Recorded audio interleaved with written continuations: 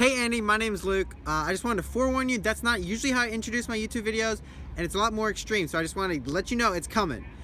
What's up, Andy? My name's Luke. That's how I usually start my videos, and I am super excited to have made this video for you. I'm super excited for the opportunity to send you this letter and to tell you about how listening to North Point, listening to you has changed my life, and hopefully is gonna help change other people's lives.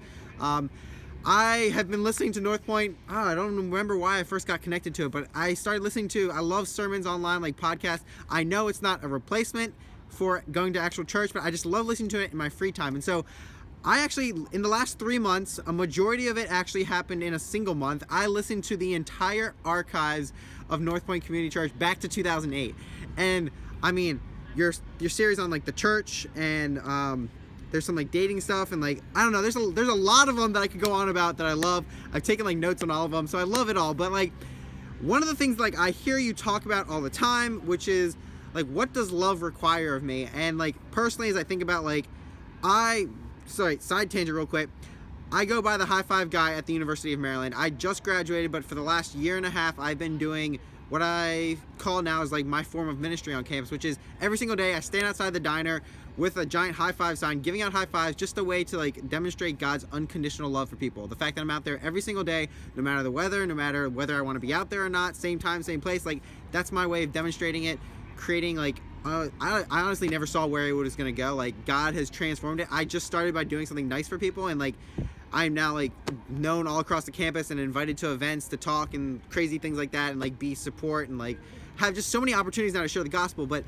as I've been high five guy, and as I listen to all your sermons and think a lot about the question that you always seem to bring up, which is what does love require of me, it led me to realizing, wait, I want to help change ministries on campus. I want to do something about this. And I know that a lot of times outreach is focused on hey, invite your friends out, get your people to come out, tell your friends to come and all that stuff. But I think as a business major, the real way to start a movement, to start something, to really get people interested, is to create curiosity. And I've realized that through being the high five guy, people want to know why I do it, and it gives me an opportunity to share the gospel, as opposed to me coming up to people and be hey, have you heard about God? Let me tell you about God.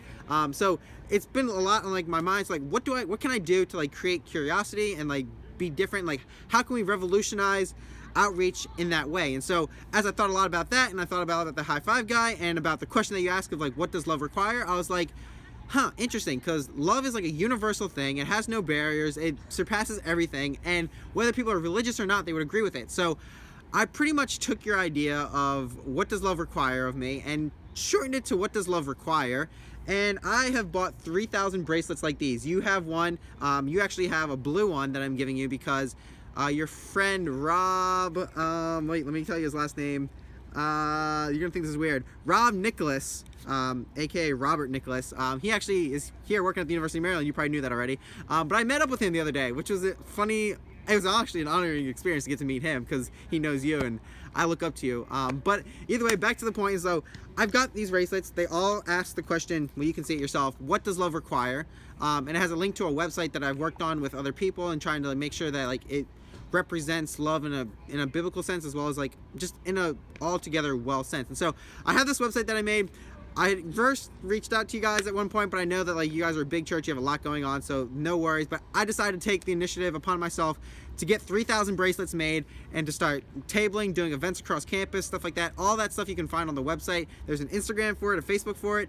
But I mean, that's just all side stuff that I would love to share with you. And but I really just wanted to write you a letter / write you a video, because I love making videos, to tell you how much North Point and your guys' community and everything has really impacted me, and how much I really appreciate all that you guys do, and all the effort that you have into it, and how you are willing to speak God's word through being a pastor and things like that. So either way, I just got a job at Southwest Airlines, so hopefully one day I'm going to be able to take one of my free flights and fly down to North Point, just to come to a service one morning, and maybe hang out all Sunday, maybe hopefully meet you, which would be really awesome for me.